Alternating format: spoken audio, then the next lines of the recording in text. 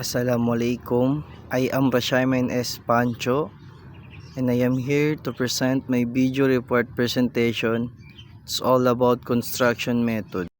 A construction method refers to the specific techniques, processes, and sequences used to build structure or infrastructure projects.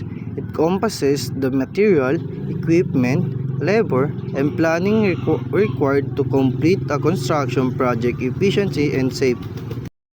This presentation outlines the essential steps involved in structured construction processes, adhering to a systematic method ensure efficiency, safety, and compliance with industry standards. A first step we need to do kapag magpapatayo tayo ng bahay or building is ang sinasabi ng pre-construction phase. Ang pre-construction phase is involved in intensive planning and preparation to ensure smooth the construction process. Sa pre-construction phase, of course, nandyan yung planning and design, site preparation. Sa planning and design, we need to conduct site analysis, obtaining permits, performing feasibility studies, and establishing a budget. Sa site preparation naman, kailangan nating ma-sure na ang area ay clear, excavating as required, marking layout, and testing soil for stability. Foundation work refers to the process of constructing the base of building or structure to provide stability and support.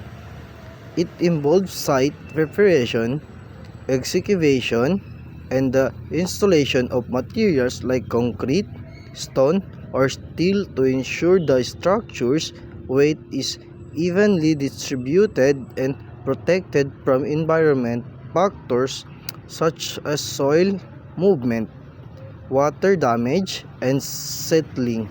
In foundation work, merong dalawang procedure, ang excavation, earthwork, and foundation construction.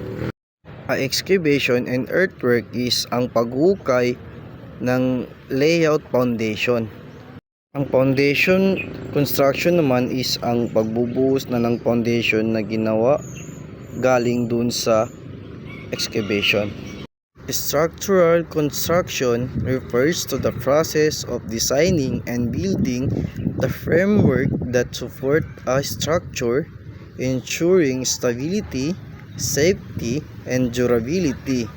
It involves various engineering principles, materials, and construction techniques. In structural construction, merong framing and superstructure and roofing. Sa framing and superstructure is erecting essential structural elements such as columns, beams, walls, and slab to form the building's skeleton. Sa roofing naman is nandyan yung installing trusses, applying waterproofing measures, adding insulation, and ensuring proper drainage to protect the structure from environmental elements. Enclosure and interior work. In enclosure work refers to the components that form a building exterior shell which provide protection from the elements. In interior work include completing and equipping the building's interior areas to make them both aesthetically beautiful and useful. In enclosure and interior work, merong exterior and interior walls and MEP works. Ang exterior and interior walls is applying plaster, installing cladding, fitting windows and doors, and adding insulation for thermal efficiency.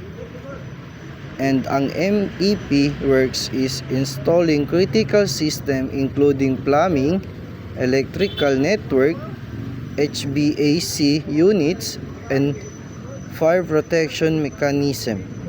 In a final touch in construction is finishing work. Finishing work refers to the final phase of the building project where the structure is completed with aesthetic and functional elements.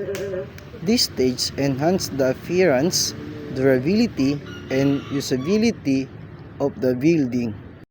Before project completion, thorough inspection and quality check are essential. Inspection is the process of evaluating a product, equipment, building, or system to ensure it meets the required standards, specification, and safety regulation.